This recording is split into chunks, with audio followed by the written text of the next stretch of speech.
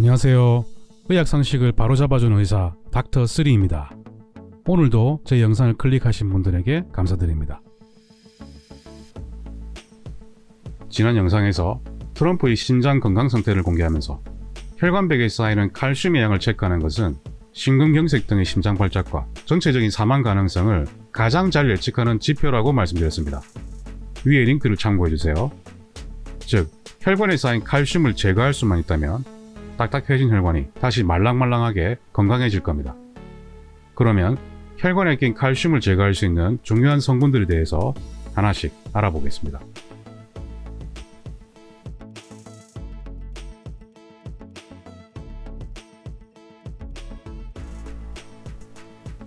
여러분, 마그네슘에 대해서 많이 들어보셨죠? 실제로 마그네슘이 부족한 분들이 정말 많습니다. 혈관의 건강을 위해서는 마그네슘이 정말 많이 필요합니다. 마그네슘은 칼슘과 경쟁하는 기능을 많이 가지고 있습니다. 칼슘과는 선의의 경쟁자라고 할까요? 칼슘은 혈관을 수축시키지만 마그네슘은 혈관을 이완시킵니다. 서로 각자의 역할이 있지만 서로 반대인 경우가 아주 많습니다. 정치에서도 야당이 있으면 여당이 있고 진보가 있으면 보수가 있죠. 만약 이들이 균형을 이루지 못하면 몸이 망가질 수 있습니다. 우리 몸은 칼슘과 마그네슘이 적당한 수준에서 균형을 이루어야 합니다. 만약 세포 내에 칼슘이 마그네슘보다 더 많아지는 현상이 발생하면 문제가 발생하기 시작합니다. 건강한 세포에서는 칼슘보다 마그네슘이 더 많지만 건강하지 못한 세포에서는 마그네슘보다 칼슘이 더 많습니다. 고대 선조의 음식은 칼슘과 마그네슘의 비율이 거의 1대1이었는데 현대사회 음식은 칼슘이 압도적으로 많습니다. 거의 10배 정도 많다고 합니다. 일부러 마그네슘이 풍부한 음식을 챙겨 먹는 분들이 아니라면 거의 이런 비율이 나올 겁니다. 여기서 아주 중요한 논문 한 편을 읽어보겠습니다. 이 논문의 제목은 마그네슘 결핍과 동맥경화, 증거에 기반한 연관성입니다. 논문의 내용을 읽어보면 여러 연구에서 마그네슘 결핍은 다양한 심혈관 질환 위험과 동맥경화와 연관되어 있다고 말하고 있습니다. 혈장 마그네슘 수치 감소는 염증을 유발하는 여러 기전에 의해서 동맥경화를 가속화시킵니다. 혈장 마그네슘 수치가 떨어지면 혈관벽에 기능 이상이 발생하고 혈관벽에 칼슘 플라그를 형성할 수 있습니다. 즉, 마그네슘이 부족하면 혈관에 칼슘이 낄 수 있다는 뜻입니다. 경구로 마그네슘을 먹으면 관상동맥 질환 환자의 혈관벽 기능이 좋아집니다. 경구 마그네슘 치료는 저렴하고 안전해서 동맥경화를 예방하고 치료하는 보조요법으로 유용합니다.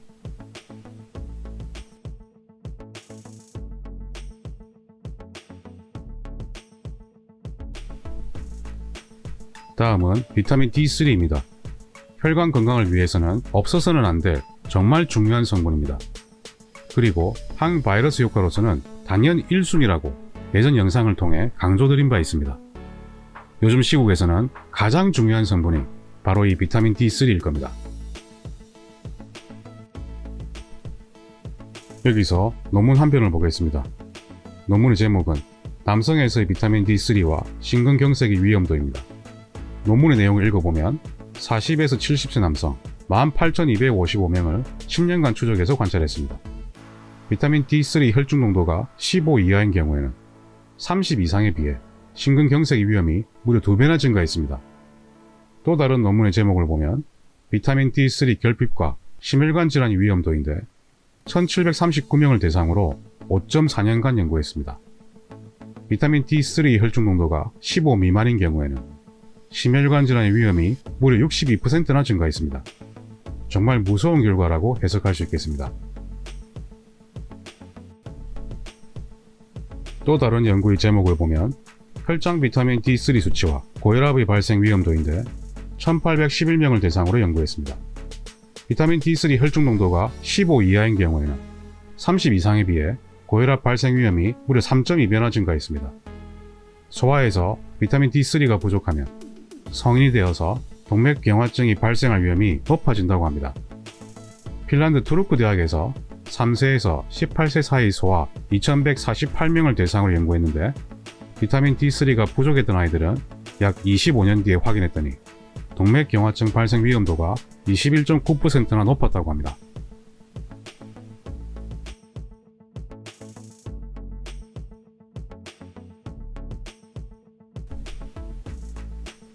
혈관에 낀 칼슘을 제거할 수 있는 가장 1순위는 바로 비타민 K2입니다. 세계에서 에베레스트 다음으로 가장 높은 산의 이름도 K2네요. 웅장하고 늠름한 자태의 K2 봉우리처럼 비타민 K2도 역시 혈관 건강에 있어서는 단연 최고입니다. 여기서 논문 한 편을 보겠습니다. 논문의 제목은 비타민 K2 이섭치는 관상동맥 심장질환의 발생 위험 감소에 관련되어 있다입니다. 이 연구는 네덜란드 남녀 4,807명을 대상으로 8년에서 11년간 시행한 규모가 아주 큰 연구였습니다. 비타민 K2에 대한 논문은 너무 많아서 이 연구 하나만 소개하겠습니다. 비타민 K2가 풍부한 식사를 한 그룹에서는 관상동맥 혈관의 칼슘 침착이 무려 50%나 감소했고 심혈관 질환에 의한 사망률 역시 50%나 감소했습니다. 그리고 모든 원인에 의한 전체 사망률 역시 25%나 감소했습니다.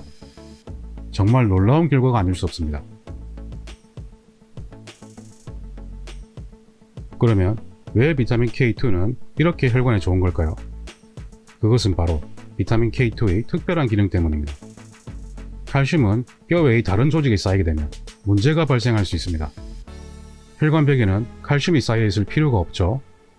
비타민 K2는 혈관처럼 뼈가 아닌 다른 조직에 있는 칼슘을 뼈 안으로 다시 넣어주는 기능이 있습니다. 이거야말로 일석이조가 아니겠습니까?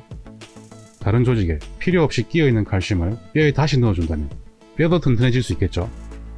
실제로 비타민 K2는 비타민 D3와 함께 골다공증 치료에 가장 중요한 성분입니다. 마지막으로 용폭과 용량을 정리해 보겠습니다. 비타민 D3는 성인은 하루 2,000에서 4,000 단위 정도 드시면 되고 소아는 30kg 기준으로 그 양의 절반을 먹으면 됩니다. 비타민 D3는 아무리 적어도 성인은 하루 1,000 단위 이상은 되어야 합니다. 지용성이므로 식사량이 가장 많을 때 하루 한 번만 드시면 되고 식사 중에 드시거나 식사 직후에 드시면 되겠습니다. 비타민 K2는 성인은 하루 100 마이크로그램 드시면 되는데 비타민 K2도 지용성이므로 비타민 D3와 복용 방법이 동일합니다. 저는 편의상 비타민 D3, K2 복합제를 많이 권유드리는데 각각의 제품을 따로 고르셔도 됩니다. 여기서 꼭 주의해야 할 점은 와파린 계통의 약을 드시는 분들에게는 비타민 K2를 권유하지 않습니다. 마그네슘은 보통 구연산 마그네슘으로 고르시면 되고 보통 하루 300~400ml 정도를 드시면 됩니다. 마그네슘은 밤 8시 이후에 드시면 흡수 효율이 더 좋다고 알려져 있습니다. 비타민 D3는 팔 다리를 드러내고 오전 10시에서 오후 2시 사이에 일광욕을 할 수만 있다면 30분에 약 2만 단위를 만들어낼 수 있습니다. 하지만 현실적으로는 좀 어려운 부분이 있습니다. 비타민 K2는 낫또에 아주 많이 들어있는데 낫또를 매일 드시는 분들은 비타민 K2를 따로 드실 필요는 없습니다. 마그네슘도 콩이나 견과류, 두부, 바나나, 아보카도 등에는 어느 정도 포함되어 있습니다. 하지만 음식으로 마그네슘을 충분히 먹는 것은 현실적으로 어려운 부분이 있습니다. 따라서 혈관 건강에 안 좋으신 분들은 따로 보충하는 것이 좋겠습니다. 단 마그네슘 복용은 신장이 안 좋으신 분들은 수치와 상담해서 결정하시길 바랍니다. 그러면 닥터3는 다음에도 더 나은 영상으로 찾아뵙겠습니다. 제 영상이 마음에 드셨다면 좋아요, 구독 꼭 눌러주십시오.